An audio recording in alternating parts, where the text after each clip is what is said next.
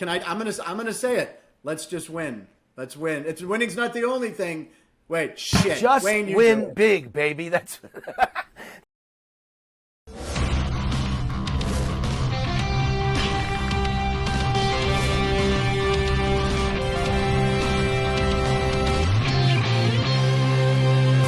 Hi, welcome to Krush House. I'm your host, Wayne Allyn, the CEO of VegasWinners.com and the man the media calls the king of Vegas sports gambling and America's oddsmaker. I'm the only sports handicapper in the world with a 180-pound granite star on the Las Vegas Walk of Stars. My company, Vegas Winners, sponsors this Krush House series, the podcast Krush House, as well as Krush House Cappers and Krush House Legends. Whether you love sports, famous sports legends, or profiting from sports gambling, we've got the podcast for you. Later in this show, I'll be back with my Football Insider segment with former NFL quarterback Sean Salisbury to bring you insights on the NFL and valuable point spread advice for all the sports gamblers out there. But right now, I'll throw it to my main men, Frank and Sean. See you in a few minutes. Hey everybody, welcome to Krush House episode 18. That means in 3 more episodes, we'll be able to drink. And speaking of 21, it's only 21 days till the kickoff of the NFL season. Stopping by later will be Wayne Allyn Root to talk some football with Sean Salisbury and to let you know how you can get some of his free picks. That's the important thing here on Krush House. And speaking of the man with the answers, it's Sean Salisbury. Sean, always a pleasure to see you. How you feeling today? I'm doing good, man. Good to be on with you. I love our Fridays. I do too, man. Now, listen, I had stockpiled the first 2 episodes of Hard Knocks, HBO's show that's been on for, 15 years now, 20 years. And it's on Dallas Cowboys, Wayne's favorite team. And obviously, Dak Prescott is something they're really following, and his shoulder. Now, I got to ask you, you've been to camp, obviously, 10 times in the NFL. Do you watch Hard Knocks, or is it like been there, done that? You know what? I can, and this is a truth, honest to God truth, and I don't wear it as a badge of honor. I have never seen an episode of Hard Knocks. Now, if somebody says, well, Dak Prescott said this or Jerry Jones said something, I'll go look at the clip from that. I don't tape it. In all the years, I think the Ravens were the first team back in the early 2000s, somewhere in there, whenever, sometime, right, yeah. 2000, yeah. It's been on for 15 or whatever, however many years. I've never watched from start to finish. Matter of fact, I've never watched 20 minutes of it. A few clips along the way. And I think the reason why for me, it's like, does a doctor want to know about hospital stories when he watches some TV show or a cop watching a cop show? As a former player, hell, I got locker room stories. I can share. Some I can and some I wouldn't. But I just don't. I think too much of it is scripted. I think what Hard Knocks does is phenomenal. Yeah. I do. And it's phenomenal for somebody who may have never seen it. But fortunately, I haven't been in the huddle in the locker room. It's not usually something I learn from. And I think a lot of it, in my mind, guys know, so maybe it's different. But I think it's great for fans to tune in and to watch. And I think some of it can be harsh, watching a player get cut. And maybe that's why, because I don't want to feel it because I've been cut. But for me, I don't watch it and have never watched an episode in my life. That's interesting. Well, like you said about doctors, look, as a stand-up comic, I don't watch much stand-up. People be like, oh, did you see that new special by, Bo Burnham? Which, by the way, Bo Burnham's Netflix special I did watch is awesome. But I don't watch a lot of it, so I get it. I totally understand what you're saying. Now, watching, I just want to talk about Dallas and Dak Prescott because obviously a heavy topic is his shoulder. And, I mean, they've consulted with the Texas Rangers on this thing. There was one moment where he pulled himself when he felt the first twinge, and he pulled himself. And the trainer said, "You got to go back in." He came out, and he went. And McCarthy, head coach of the Cowboys, wanted to come over. McCarthy. Geez. Yeah. Wanted to come over and talk to him. And I noticed Dak didn't even really want to talk to him. Now, for me, that just showed lack of respect for a head coach. Now, I know last year there was a lot of rumors that McCarthy had lost the Dallas players, and that's why they had this awful season. I don't know. What do you think of Mike McCarthy? Is he going to last? Because the odds of him going, he's next to Vic Fangio, McCarthy, he's on the hot seat, it seems, in Dallas. But I just saw the lack of respect from Dak. I don't know. Here's what happens in that. And Frank, whether it's in the heat of battle, getting ready to go for a set for you or doing this. Yeah. Or whether it's you've done something or maybe you're frustrated by something. It's emotion. And the game is so friggin' emotional. I don't think Dak did it say, screw you, go fuck yourself, Mike McCarthy. I think it comes down to frustrated. I can feel the twinge. And that, to me, that's one of the worst words not the go fuck yourself, but the twinge that you talk about. Whenever I hear it in a hamstring or a shoulder, those things, I'm concerned. And when you're consulting outside your own friggin' building with somebody else, it tells me that this is a little more severe. Without Dak Prescott, the Cowboys are gone, and Mike McCarthy may get fired. If they don't make the playoffs, Mike McCarthy's on his way out. Yeah. I don't think this relationship, because I know Mike holds Dak in high regard, and Dak's such a respectful, good guy. But when you catch somebody in that emotion at that time, curious after he missed all last season with the lower leg injury and the ankle foot injury. So I get from your standpoint, and that's the one thing about Hard Knocks that people don't get to see. It's like, damn. Right. Are they mad at each other? But now, Frankie, I don't think it's that big a deal. But the injury is to me, and I'm concerned about him taking a hit or making a throw that you wonder if he's going to be able to stand it. If he's in there, they got a real chance to win the division. Yeah, if not, is it Danucci? I don't know, but Danucci's from Pittsburgh. He went to the high school right next to mine, so and he's Italian, so I don't. They should trade for Gardner Minshew. Yeah. To have a backup who gets it right now to see if Jacksonville would do that. That gives them a little leeway. How much would the Cowboy fans love him? I mean, you talk about a guy with the Fu Manchu and his attitude. Oh, man, he'd be a great Cowboy. I'm not wishing ill will on Dak because I do like to watch Dak play. But, man, Minshew, wow, that's a great call. Wow, that is a really good call. Yeah, you trade him for a 4th or 5th round pick and go get him. Yeah. We'll see if the Cowboys are comfortable. Yeah, now wait a second. You started talking about camp stories. There's some you can't tell. Now you were in camp 10 years. I mean, right? 10 times. So is there a camp story you can share with us? I mean, not about like, is there anything? Just a good camp story. Yeah. I mean, from fights and well, you know, perfect case in point, my guy Jim McMahon, who at some point in time we're going to have him on this show. Now, Jim doesn't watch a whole lot of NFL right now, but I got news for you. You don't want to hear Jim's insight on the NFL. You want to hear the stories, Super Bowl stories about Pete Rozelle and about his Bears and him and Ditka. But when Jimmy and I were teammates, a couple quick things. We're teammates in Minnesota. I can remember when Denny Green set the dorm room. We stayed in dorm rooms in Mankato. Right. And Brad Johnson, who ended up winning a Super Bowl with Tampa, was the third quarterback on our roster. And I had Gino Torretta, who was going to be my roommate, who had been a Heisman Trophy winner and was in camp with us in Minnesota as my roommate. But so Jim and I went to Denny, and Brad Johnson is one of those guys that's was always just a little naive, from a small town, and we used to laugh at it, and a great guy. So I went to Denny, and Jim and I were sitting there. I said, I can't fucking believe you did this. You're going to ruin Brad Johnson's career by rooming him with McMahon. I mean, honest to God, I said it. Denny looked at me and laughed. He goes, you think I'm going to put you two assholes together in the same room? So Mac and I laughed. So what do I do? And I know Jimmy Mac, in how he is in training camp. He doesn't sleep. He's a night owl. And so one night, the very second night of camp, I put the deadbolt on the dorm room door. And he comes over and literally puts a big old dent in the door, and he's hit, and he goes, kid. He's always called me kid. He goes, open the fucking door. And so I opened the door, and this is like a right after curfew at 11. And I go, dude, I got to get up. We got practice tomorrow. He goes, fuck that. And he sat on my bed because he knows I have treats and I always brought him from home. And he's sitting there eating, and I think he had the munchies, if you know what I mean. But Mac was sitting there, and Toretta's looking at him. I say, Gino, you have no idea. Until 4 a.m. on that second night, Mac's up talking. And it was a regular occurrence. But then the next day, that asshole, and I mean that affectionately, we'd go out to the field and he'd say, man, kid, my shoulder's a little sore. You're going to have to take all the reps. I'm like, and he didn't practice, but he was a gamer. And so Mac had a bunch of those stories. He didn't ruin Brad Johnson's career because Brad overcame Mac in the dorm room, but he damn near ruined mine because I had to practice every day because that shoulder. But every night, 4 a.m, eating my food, and kind of practicing, but when it turned on for a game, Mac was there. And there's plenty more to share, trust me. Oh, my God. I love that. Yeah, and if we can get McMahon on the show, that would be amazing. But see, this is the kind of stories, this is the kind of shit we can only get on Krush House. Now, speaking of camp, there was a huge fight. Now, I'm in Los Angeles, and the Rams are huge out here. I mean, they're way more popular than the Chargers, but they get all the coverage.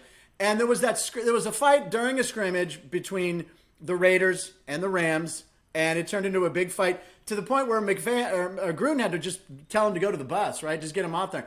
These scrimmages, it seems every time there's two teams that scrimmage, there's always one of these massive fights. I mean, are these a good idea? I mean, I'm sure you've been involved in a couple of these. And I'm curious too about what it is from a fan standpoint. that sees these fights, how they feel about their team. One is, Frankie, you can't, they're fine. Number one, just don't be stupid and hit somebody with your fist in a helmet. Right. Take your helmet off. And, I have zero, and coaches may, on the outside, Gruden and McVay pissed and tell you how Joe Judge, how mad they are at their team. When they go behind closed doors, they're like, did anybody get hurt? No. Yeah. Fuck yes, our team's ready to play. We're tired of beating on each other. And that's the problem. They're at the time in camp, Frankie, where it's like, enough. So you go play another team, a guy pops off, you're hot, you're sweaty, he grabs onto your jersey, you're trying to make a team or you're a veteran, and you've had it. And then the fight ensues, and then two linemen are getting after it, and before you know it, it's a bench-clearing brawl. And at times, there's only one way to stop it, because the emotions is kick their ass off the field, go to the bus, we'll see you for practice number 2. I don't ever have a problem with it, because I'd rather have to back my team off as long as there's no injuries than have to kick them in the ass and say, are you guys ready to play? But injuries are the biggest concern. But I love them. I've never gone through a training camp where somebody wasn't beating the hell out of each other on our own team, let alone when we scrimmage somebody else. No problem, and coaches will lie about it. Behind closed doors, they love when their team has fire. Especially fiery guys like Gruden and McVay, right? Absolutely. I mean, they love that yes, shit. Sir. And you know what? Is they play this Saturday in an exhibition game, so it'll be interesting to see if any of that carries over in an exhibition game. Guys don't want to get fined or suspended, but it'll just be interesting to keep an eye on it. And you talk about guys fighting in their own camp. Antonio Brown, who I used to love, and then he just kind of destroyed the Steelers. I wonder why. Punched a guy in his own team and got kicked out of practice. I mean, again, this is going to happen almost in every camp, right? I mean, it's the nature of the business. Yeah, and the key for Antonio, yanking helmets off. Yeah. Now, if you're going to throw a punch, make sure you land it. And apparently that left hand landed on the defensive back. But listen, I love competition. And normally, it's like football and hockey players are similar like this. I don't know about the other sports. But when you fight and beat the hell out of each other, normally those guys will go have a beer and laugh about it after and apologize. But if you have a beef with somebody throughout, the career, or somebody's bothering you enough, then it may continue to exist, especially if it's a rivalry in your division. But you just got to be careful. No injuries, no damage, no harm. Get your licks in and keep it moving. But an injury turns you into a dumbass. So that's what you got to be careful of, right? All right, and Sean, I know you talked earlier with Wayne about some football stuff that I always enjoy. So let's go ahead and take a look at that piece. Here's Wayne and Sean earlier.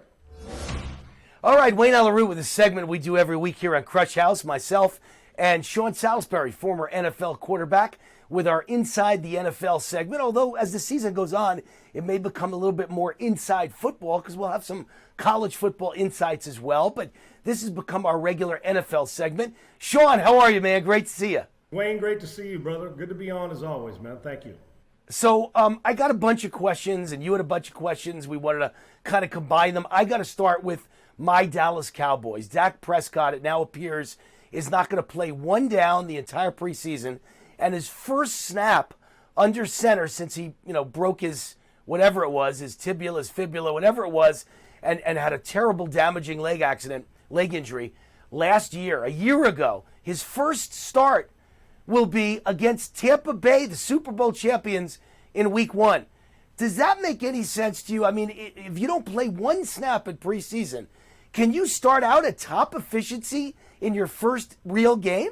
Yeah, well, here's the thing, and Wayne, with his injury, I'm a little more concerned about this than I would have been 3 weeks ago when they came out. You start saying, you poo-poo it away. But the longer this goes, is it just preventative and their maintenance because they don't want him to get hurt? Or is there something that's looming here? But for me, listen, if he was healthy normally and had played last year, I don't need him to get any snaps, but 5 or 10, maybe 10 throws in the preseason. I actually think preseason games are highly overrated for a veteran running back, quarterback. On the practice field, that's where to me, that's where you get all your work in. That's just the validation. But with Prescott not playing last year, although he's a great pro and was having a hell of a season, I would like him to get just in the rhythm before Tampa Bay comes to town. I'm not worried about his timing. I'm just worried about him taking a hit, being a guy, and getting back out there. I think we got to keep an eye on this injury, and he'll be fine because he's a great player. But because he didn't play much of last year and missed most of the season, I would have liked to see him under center, even if he didn't throw much in the game. But we need to get him some practice because heavy advantage Tampa if this is the case going into the season. Yeah, and when you keep saying that injury, I don't think you're talking about his leg injury. I'm that's talking about now the shoulder. Shoulder Yes, injury, yes. the new shoulder injury. Right. Got it. Yeah. All right, so in that same kind of vein, I was trying to pick your brains as a former NFL quarterback. What, 10 years, 11 years in the NFL? Yeah. How long were you? Yeah. 11 years? 10. 10 years. And, Yes, sir. and then the championship of the Grey Cup in Canada as well. So lots of experience with Sean Salisbury. So last night, as we make this recording, the New England Patriots destroyed Philadelphia 35-0. How much credence do you give as a former NFL player to a result like that? It's preseason. Maybe Philadelphia didn't try. I know their quarterback, Jalen Hurts, was in the hospital, so he didn't start. So maybe it doesn't mean anything. It's completely meaningless for Philadelphia, and maybe it's building up New England. We're good, and you're not so good. Does any of this matter in preseason when you win 35-0? Well, Wayne, that's a great question. And after I answer, I'd love to hear what you think from your point as a great gambler and an avid football fan and watcher and analyst. So for me, first off, the score, I've seen teams go winless and kick ass during the season. I've seen teams go and roll through the preseason and get their ass kicked during the regular season. For me, Denny Green used to tell us this all the time, my head coach in Minnesota. He said, we're going to play them, we want to win them. Because I also believe that winning and losing, even if it's in the preseason and you're walking in, because the backups are playing like it's a real game because they're trying to save a job. And you want to win because winning is habitual and so is losing. It becomes contagious. So I don't read into the score. How you got there concerns me. This validates what we think right now about Philadelphia. Jalen Hurts or not, they're not very good. They're not very good at all. And you don't want to walk into a locker room after you've been hammered and do it. But what I'll tell you it does for the New England side, confidence, yes, young players proving that they're playing better. But it also looks at the quarterback situation. Cam was good last night. I don't believe it's going to be long. If Cam's not accurate and fitting into that offense, Mac Jones looks like a player. He processes information like a six-year quarterback. But the win and loss, no. But when you watch tape, they're going to be looking through and saying, how'd we get to 35 points for the good side, and how'd Philadelphia get to, not scoring and getting hammered in the game? Plus, remember, we only got 3 preseason games instead of 4. You don't want to let it fester. But yes, while the score doesn't matter, how you got there does, and New England feels a lot better today. My answer is winning is always important, and I agree with you. It becomes contagious. So if I'm a coach in preseason, I'm still coaching my team to win. Amen. But as you mentioned, I was going to say to you, I've watched football my whole life, my whole adult life as a bettor and as a fan. And I'm always amazed when a team goes through preseason in the old days with the Hall of Fame game 0-5, and then they win the Super Bowl. And another team goes 4-0 in preseason, and they start out 0-4. So I've come to the conclusion preseason means absolutely zero, zilch. So does it mean New England's back? I don't know. Does it mean Philadelphia's horrible? I don't know. I'm at the point where preseason fools you. They just don't seem to try the same way. So, all right. You had a couple questions you wanted me to ask you. One of them was, if you had $1 million to bet on who would be the MVP this season of the NFL, so who would that be, Sean Salisbury? Yeah, $1 million, which if you don't get it right, we don't get to hedge our bet. It's only one guy. Now, the obvious answer is the Bradys and the for $1 million, you lean towards one of those guys. I think the safe pick right now every year for my $1 million, I'd slide it to Patrick Mahomes if I could, just because their offense is high powered. They're not going away. So if I had to give $1 million and bet it no matter what, Mahomes would be the guy. But I think there's some people I think that Josh Allen looms large as a guy in Buffalo that could take that over. But $1 million, it's all or nothing. I would have to slide it to Mahomes because he's still the best player in the league. Well, because I'm a gambler, I wouldn't make it a safe bet. I try and hit a home run. So I would divide it in half, and I wouldn't bet either of those 2 picks because I think those are great, safe picks. You're right. So I would bet on Dak Prescott. I'll see what kind of odds you give me on that because he could have the most monster year in the history of football. I saw it was, I think ESPN just said he's got the best shot of any quarterback this year to have over 6,000 yards passing. Right. So if he does that, he's the MVP. So, even if they only make the playoffs in the first round, I think he's the MVP. And then I think I might also bet on Stafford with the Rams because I'm just a believer that this kid could have won 2 Super Bowls with any other team, But with Detroit, he never even made the playoffs. So I think now with the Rams, with the best defense in football, he's got a great chance to have an MVP caliber season. And he lost Cam Akers? Yeah. Cam Akers, the running back that was counted out to be the best running back, is gone. So now Stafford, all the pressure's on his shoulders. They're going to throw. So I'd say I divide 500,000 with Dak, 500,000 with Stafford, and I'd go from there. But your two are the safe picks. Mine are a little bit more long shots.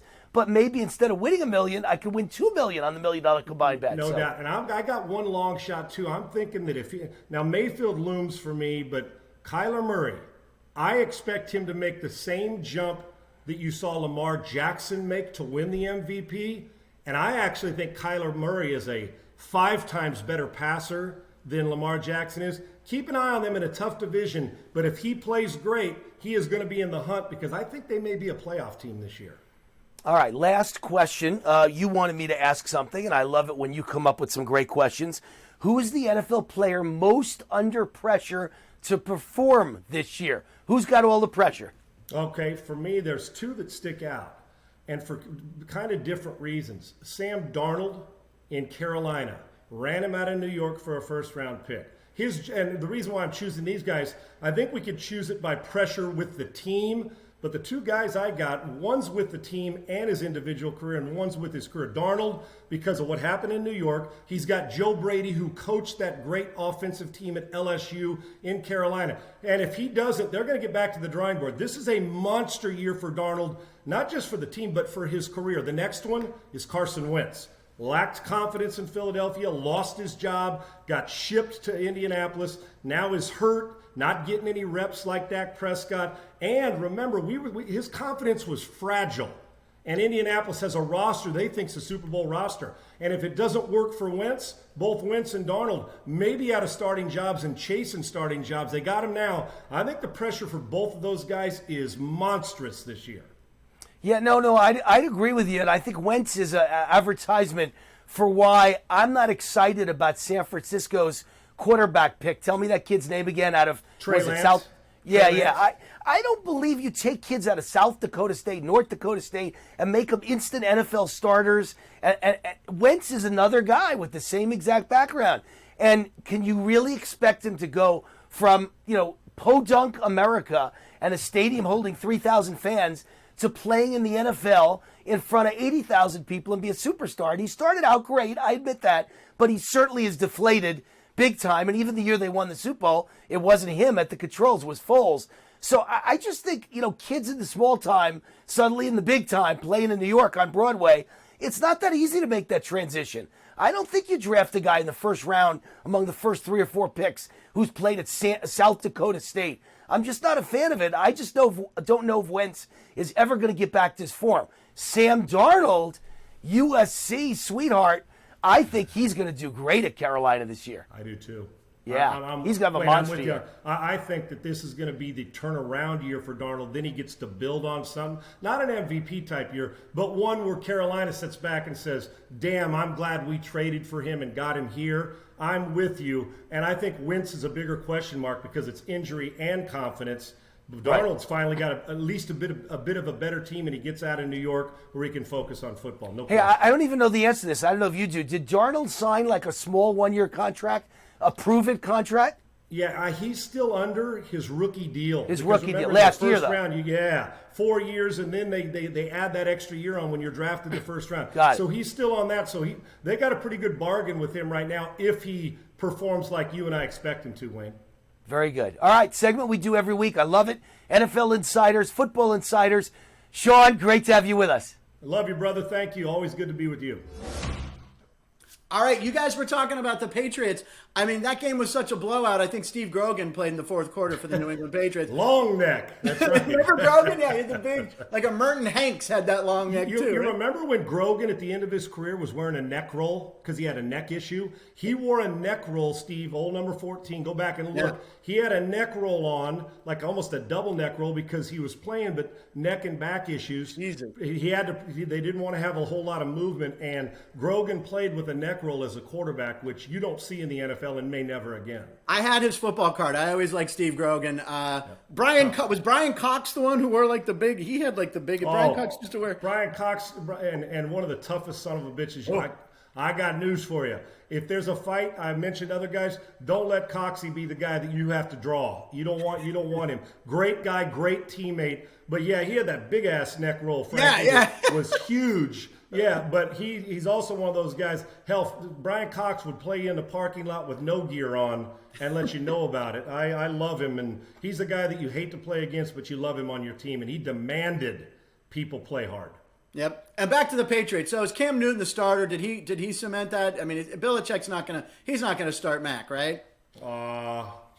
Has he named a starter yet? No, he has not, but he's very secretive. I mean, you think there's still a chance that it's Mac Jones? I think he wants to keep them engaged. Now, I think there's a damn chance. I think there's a chance that all 5 of these dudes that are the rookies that were drafted in the first round, I think they're all going to start this year. Yeah, right. We know Wilson and Lawrence from the get-go. All 5 of those guys in Fields and Lance and Mac Jones are going to play. Now, here's the difference between the two. Cam's big, physical, been in the league a long time, should be ahead of Mac Jones. He played pretty good last night, obviously 8-9. Mac Jones played well as well as he did last night. And the difference is you got the veteran who may be hurt at times and may not as accurate, and Cam Newton. Then you got the rookie who more like Brady when it comes to throwing quick, on time, anticipation. They're both going to play at some point. I don't think he wants to lose the interest or engagement from Cam Newton. I think Cam will start the beginning. The question is, will his performance, his consistency, his injury history allow him to get through September? If not, once Mac Jones gets this job, and it will happen at some point, Cam is not getting it back. And neither are any of the other veterans that give up, Jimmy Garoppolo or anybody else, Andy Dalton, if those 3 get a chance. All right, now because we're talking about Fields and Lance and Lawrence. Right. Okay, so at the end of the season, which of these rookie first-round quarterbacks has the best stats? Who has the most passes, most yardage, most touchdowns? Who do you think has the chance? This is an interesting question. I think for the first 2 guys, now I don't know if they're going to be the best season, but let's say I'm Justin Fields and with 17 games now, that he doesn't start till the 1st of October. You've missed 4 weeks, and we know Wilson and Lawrence are playing. I don't care if they piss down their leg during a game, they're going to start, as long as they're healthy, 17 games. So those 2 would have the numbers, at least the gaudier numbers, because they've played more. But Trey Lance is on the best team of those 5. Right. Mac Jones is probably the most ready with his ability and having Sarkisian coach him in college. And then Justin Fields is an enormous talent. The question is, how good will their offense be? I would say it's one of the first 2, yet with Lawrence and Wilson, I think those guys of the 5 are on the 2 worst teams of the other 3. So it just depends on when they play. If they all started from the beginning, I would imagine the gaudiest stats would probably exist, possibly with Trey Lance because of his weapons, but Shanahan likes to control it. Zach Wilson will put up numbers because he's going to throw the most because their team isn't very good. He's dynamic. But Mac Jones will be the most consistent early on, I would believe, if he starts. Okay. All right, now sticking with quarterbacks, because obviously it's the position that's nearest and dearest to your heart. Who's the most underrated quarterback in the NFL, in your opinion? 2 years ago on my buddy Dan Patrick's show, I said the most underappreciated, underrated quarterback in the league is Dak Prescott. And I said, anybody that sleeps on him is nuts. He's going to get paid, and he is an MVP candidate. And fortunately, it turned out he got, he had a big season and he had big numbers. And so now that I think people have an appreciation how valuable after him being out last year, Dak is, it goes to Baker Mayfield. I am shocked when you look at his numbers and what he's done to turn around a franchise that was like 1-34 and hadn't made since Bernie Kosar. Yeah. I think the only reason people don't like Baker Mayfield is because he's brash and confident and at times arrogance, but that's him. He's always had that walk-on personality and mentality. For me, I don't think it's close. I think there's too many people that get into the personal side of it and don't just look at what he means to the damn franchise. I'm going to tell you, he's going to be a bitch this year. And if he plays well with that roster, they very well may win the division. So to me right now, as far as underappreciated and people don't talk enough about the good stuff, it's Baker Mayfield, and he's going to get paid too. All right. First of all, I thought I was your favorite bitch. You are outside of the uniform. That's for sure. Now, listen. Dress up for me, brother. Listen, as a Steeler fan, it kills me. I like Baker Mayfield too. I do. Yeah. I like him. I mean, I liked him in college. I like his fire. And, look, I'm supposed to hate the Cleveland Browns. If the Steelers have an off year, Ben gets hurt, and the Steelers are out of it, I would root for the Browns. And I can't believe I'm saying that. I'll never root for the Ravens because I hate them. But there's something lovable about Cleveland. And I do like Baker Mayfield. And it's been too long. I mean, for Cleveland to be a good team, that's good for NFL. That's good for fans. I mean, and their fans are fantastic. The fans in the North, you're Steeler fans, and you can appreciate it. Yeah. And our boss Howard can too. People that know Steelers, that's just good, hardcore tailgating fans that love their football and can't wait till the weekend. And the Browns are the same way, man. I've played in old school Cleveland Municipal Stadium, and that dog pound. Even as a visiting team, you're like, damn, I got to deal with these guys. There's a lot of good places. The Cleveland Browns, quite frankly, I don't usually say somebody deserves something unless they've earned it. The Cleveland Browns fans been through some shit. Yeah. They were the worst franchise for the longest time. And football, like in the college when Michigan's better or Notre Dame's good, college football's better. When the Cleveland Browns are relevant and they're a good team and their fans, it makes the whole NFL better, and it sure as hell makes that division better. I agree. And listen, I was at the last Steeler game in Municipal Stadium. We drove up, a bunch of us, and it got ugly in the stands, I'll tell you. And then people, then a lot of Cleveland fans were stealing seats. They brought like ratchets and were taking seats. And then I saw a couple Steeler fans taking seats, and I'm like, wait a second, you're a Steeler fan. What are you doing taking a seat from the Browns' home stadium, Municipal Stadium? And the guy goes, I want to take it home and burn it so they can't have it. There you go. One less for them. That was a rickety old. We go in there a preseason game real quick, Frankie. Yeah, tell me. There was like 2 or 3 guys to one locker. Honestly, and I think they did it on purpose, man. I mean, I'm a bit facetious, but you'd walk down old rickety steps, and the first thing that came to my mind was Jim Brown.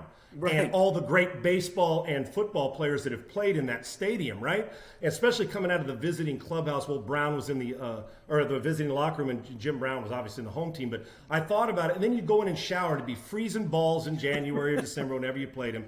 And then the drain wouldn't empty. So they have 2 shower heads for 80 dudes during the preseason, and then 50-some guys during regular season. And it would be up to your calves because of the drain would there. And it's like they gave you the middle finger. We just kicked your ass. And by the way, your shower is going to feel shitty as you head home. So that's the way it was. But man, I actually love their fans. And I think that it's going to be a fun division. It's nice that we get Pittsburgh and Cleveland. Hopefully at some point Cincinnati again and the Ravens. We've got some good stuff going on in the AFC North. All right. Was Municipal Stadium the worst stadium that you played in, like for facilities and just... For that, it was historic and it was cold and miserable. But of how lockers are set up and showers, yes, it was miserable. And I'm sure the home team facility looked a little bit better. But visiting, it was the worst as far as field goes. The stadiums that were the old, like Three Rivers, the Vet. San Diego's Jack Murphy, there was a football stadium or baseball when the seams were there, when it was the dirt infield, Oakland, Alameda County Coliseum. Those were the worst because the shadows and dirt to grass and the seams and the turf. But the worst facility as far as rickety and indoor, no question, it was the locker room in Cleveland Municipal Stadium. Wow, the Browns fans, they got that new stadium is nice, by the way, and Baker Mayfield. Right. Yeah, I know you say he's probably he could have a huge year now. Last football question. The MVP, long shot at MVP. I mean, obviously everyone thinks Mahomes and Brady. Who's your long shot MVP? I heard you and Wayne talking about Kyler Murray, but is there anybody else? I mean, I have the lines up right now here on a gamble on. What would be a long shot MVP for you that people aren't talking about? I think Kyler Murray is definitely one of them. And I think there may be a couple, and I know this is going to sound crazy because he may not have gaudy enough numbers. But if their team wins the division, because the quarterbacks, I've mentioned Murray and Mayfield. Right. But another one that I think we forget about is Tennessee. Yeah. That guy in Ryan Tannehill. They've got Derrick Henry. They add Julio Jones. They've got weapons. Defensively, we're still wondering how they're going to be. If, in fact, Tannehill gets his team to 12 wins in a shitty-ass division that are quarterbacks-wise because Trevor Lawrence is trying to learn. We don't know about the Colts and the Deshaun Watson situation. So if you're Tannehill, and he's played great the last 2 years, If you throw for 40, 100 yards and 34 touchdowns, turn it over 6 or 7 times, and your team wins the division, how can we not? He's not a big self-promoter, but I think you've got to think about him. And Murray stands at the top because I think, as I told Wayne, he's primed for a breakout MVP caliber season. And then you got the other guys that go. Cousins will put up numbers, but they're not going to win. So I would lean probably towards one of those. Murray or Tannehill is a guy like thing. And don't count out your guy. I'm just telling you. Well, I'm telling you, with the running game now, your guy Ben Roethlisberger, I want to hear your opinion. But if Ben comes back and he's healthy and in shape, Ben can throw for 5,000 yards in the blink of an eye. Hey, let me tell you right now, looking at the odds, you mentioned Mayfield's plus 3,100, Tannehill's plus 4,000, Kyler Murray is plus 1,700. So he's one of the favorites, obviously Mahomes and Rodgers. But at the bottom of that list, you got Darnold plus 5,000, Winston plus 5,000, Tua plus 5,000, and Ben Roethlisberger plus 5,000. And this guy's got something to prove, and I know he comes to camp every year, and everyone says, oh, it's the best he felt. But he's a year removed now from that surgery. He says his arm is fresh. He's throwing the deep ball in camp. It's all about the O-line in Pittsburgh, right? We got like 5 new guys. We lost to Castro and Pouncey. So it's about getting that offensive line, but he's got the weapons. He's got clear. I mean, James Washington wanted traded, and this guy would start for most teams. New Orleans would love to have him right now, but they got 4 or 5 receivers, and Najee Harris should open it up. So I might throw a little money on Ben. Plus 100 gets me $5,000. I think I might have to do that. I think that's worth the risk, my man, and that's not even being a homer for you. I'm with you because you know he's going to throw. He's going to throw. Play action now. He will get his numbers. So I'm looking forward to seeing those quarterbacks battle and then how Burrow does with the other 3 guys this year. It's going to be an exciting season. All right, just to wrap it up, we always like to have something a little fun at the end of the show. I read this yesterday. You and I are both big baseball fans. Topps lost the contract to make baseball cards. They've been doing it since like the early 50s. So no more Topps baseball cards, which, look, Topps baseball cards were the biggest part of my childhood. Sean, I bet you collected cards. What was your most valuable card, and was baseball, how many baseball cards did you have? Well, it used to be, and I'm a little bit, I mean, I know it's about the money and stuff, and Fanatics is great, and Topps, but your whole life it was at Major League Baseball, and Topps were like, it feels like an empty feeling. You know what I mean? And I know business is business, but I go back, probably for me it would have been a Pete Rose card. I never was fortunate to grab that Hannes Wagner type card sitting in somebody's garage. Which just sold for $7 million. Almost $7 million, whatever it is. But I did. The bubble gum, and then you'd get the big, when mom or dad brought you home like the special treat of the box with like 15 packs in it, Frank. You'd have the gum over here and the tops. And the sad thing about it is, you go through it, you move, and it gets lost. I know somewhere I got a card in there that's got to be worth $1,000 because I spent a lot of money, or at least a lot of money then on whenever I got allowance, and my parents did. So I would love to find a Hannes Wagner card. I actually loved baseball cards far more than any basketball or football cards. I envy the collectors, man. And I know that Wagner card. You may have one with all your Pittsburgh and all the stuff you do, right? I have this one. I pulled this out of a closet. I have this one binder with baseball cards. This is probably the most valuable one. I have a Ricky Henderson rookie card right there. The Ricky card, if it's in mint, is good. I got Cal Ripken rookie cards. He was on a 3-panel. And then look at this. I realized Nolan Ryan, Ozzie Smith. I noticed these are some old Rocky Colavito cards. Not sure. That's a good one. Yeah. And then I had some football cards. There's your boy Steve Largent. I got 4 Largents, some Walter Paytons, and Tony Dorsett because he was from Pittsburgh. And then the next page I got a Montana lot, and somehow an O.J. Simpson card got in there. I don't know. I'm not sure which way that value's going with that. Yeah, I don't. Football player, but who knows? I don't think it's good. You got to have a Rennie Stennett card somewhere. I have don't Rennie you? Stennett. I got Rennie right here. Rennie's on this thing. He's in here. Rennie's up here somewhere. He's on this thing. But anyway, I knew you'd have some good baseball stories and baseball cards. And again, I mean, I realized that I think the first gambling in my life was actually flipping baseball cards towards a wall, and seeing who could get closest. So I think I was a gambler at like age 8. I used to gamble the stats too, Frank. Yep. On the back, you pick a card. Okay, who's got better stats? My God! Or home runs and stuff over their career. It was fun. It was almost trivia built in. I memorized the back of all the Pirates cards and Dodger cards. Oh God, it was the best. But anyway, good luck to Fanatics making cards. But anyway, listen, we're almost halfway through the NFL season, preseason. but I think we're already in midseason form here, Sean. It's always a blast talking to you on Krush House about sports, and I love the inside stories about Jim McMahon and that story about him banging on your door and then not wanting to throw the next day. So, and wait till Mac shares some himself, and when he knows he can cut it loose on this show, it'll be fun among other guys. But Mac's a good start, I promise. All right. Well, listen, we have a whole bunch of football coverage coming up for you guys as we get close to the season.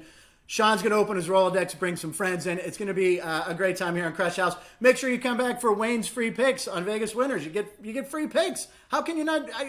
You got to keep back. Keep coming back. Watch the show. Thank you, everybody. Thanks to Wayne. Thanks to Sean. We'll see you next week. I'm going to go through my cards here. Oh, wow. Barry Bonds rookie card. I don't know what that's worth. Kirby Puckett. I got the Kirby Puckett. That's worth it. There you go. Kirby. I loved Kirby. All right. Oh, God. Roger Clemens rookie card. There it is. You got to find a Biff Pokerobo rookie card. I love Biff Pokeroba. I loved Biff and Kurt Bavacqua. I had all that shit, man. Oh, man. See you next time, everybody. All right, brother. I'm Wayne Allyn. Thanks for hanging out with us on Krush House today. I want you to remember you could sign up to become a part of the Krush House gang and unlock my winning point spread picks for free only at VegasWinners.com. What else can you do at Vegas Winners? Check out all our entertaining and informative Krush House podcasts. Enter to win fabulous prizes, including trips to Vegas to join me and the Krush House gang to watch a game, break some bread, and experience Sin City like few ever will. And most importantly, it's always about the Benjamins. The winning is free at VegasWinners.com. Just go to VegasWinners.com right now, register, and you automatically get the picks, the wisdom, the analysis, and the winning point spread advice free. Thank you for dropping in to another episode of Krush House, because winning isn't everything, it's the only thing. Until next time, just win big, baby.